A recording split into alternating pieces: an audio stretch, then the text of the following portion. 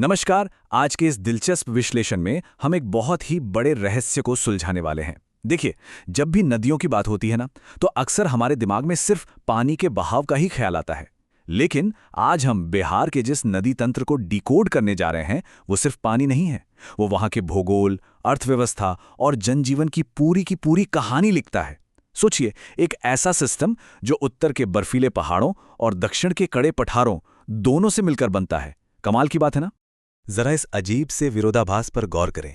ये किसी को भी हैरान कर सकता है। आखिर ऐसा कैसे मुमकिन है कि एक ही राज्य का आधा उत्तरी हिस्सा भयानक बाढ़ में डूब रहा हो और ठीक उसी समय दक्षिणी हिस्सा बारिश की एक एक बूंद के लिए तरस रहा हो? मतलब एक तरफ सैलाब और दूसरी तरफ सूखा।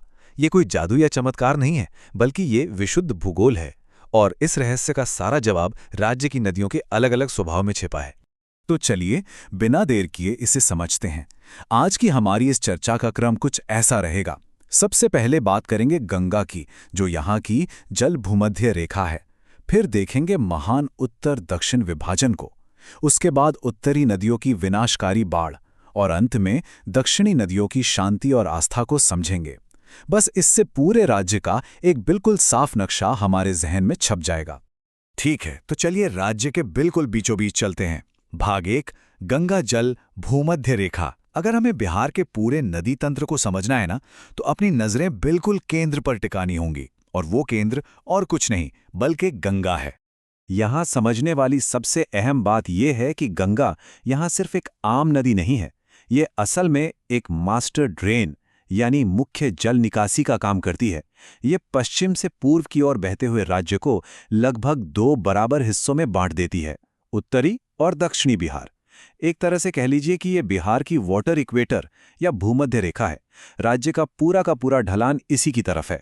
मतलब उत्तर की नदियां नीचे की तरफ आकर गंगा में मिलती हैं और दक्षिणी की नदियां ऊपर की तरफ बहकर इसी में अपना जल गिराती हैं। सब कुछ गंगा में ही समाता है। अब इन भारी भरकम भौगोलिक आंकड़ों को रटने के बजाय एक छोटी सी लय का इस्तेमाल करते हैं। गंगा की कुल लंबाई 2525 किलोमीटर है, राइट? तो इसे बस 25-25 याद रखें। और बिहार में इसका पैटर्न क्या है? बहुत ही आसान, 4-4-5। और इससे प्रभावित होने वाले जिले कितने हैं? पूरे 12, यानी सीधे सीधे एक फुल दर्जन।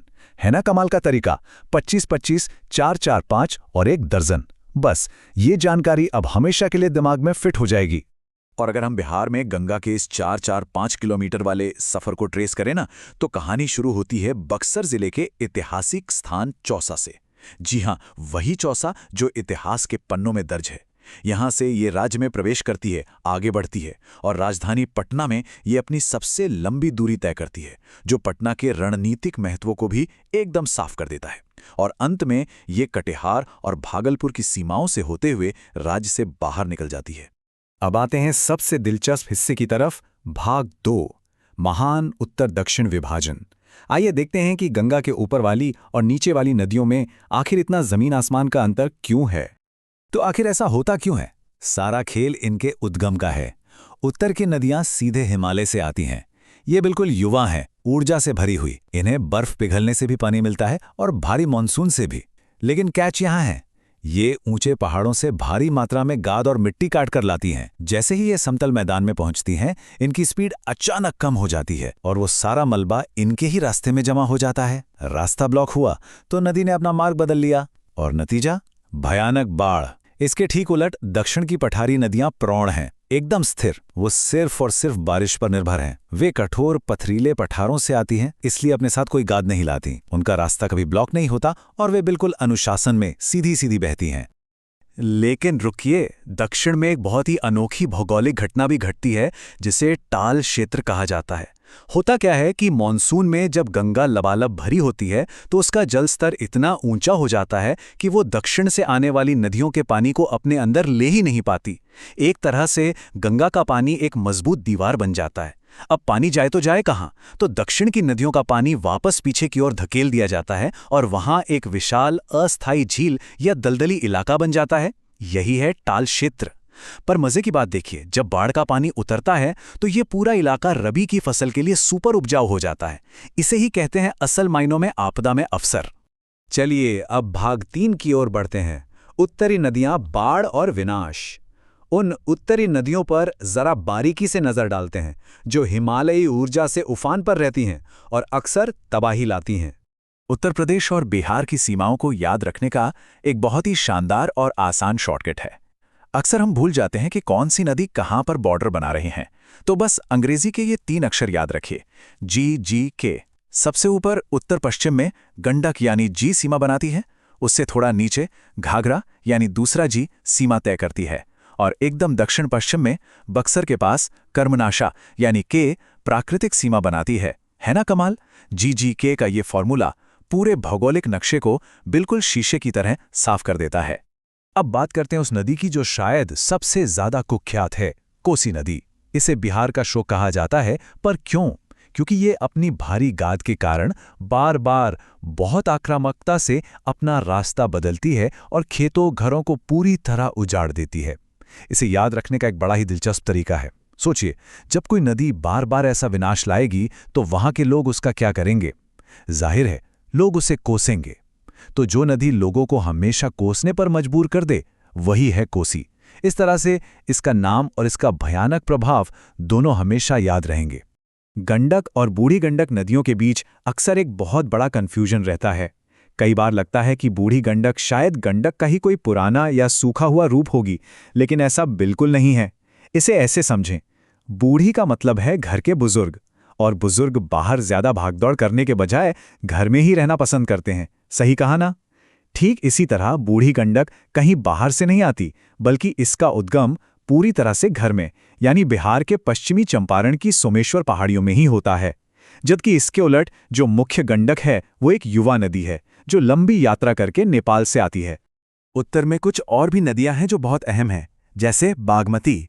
बागमती नाम सुनते ही दिमाग में तुरंत बाघ यानी टाइगर की छवि आनी चाहिए। बाघ कैसा होता है? बेहद शक्तिशाली। और ये नदी भी बहुत शक्तिशाली और पवित्र है।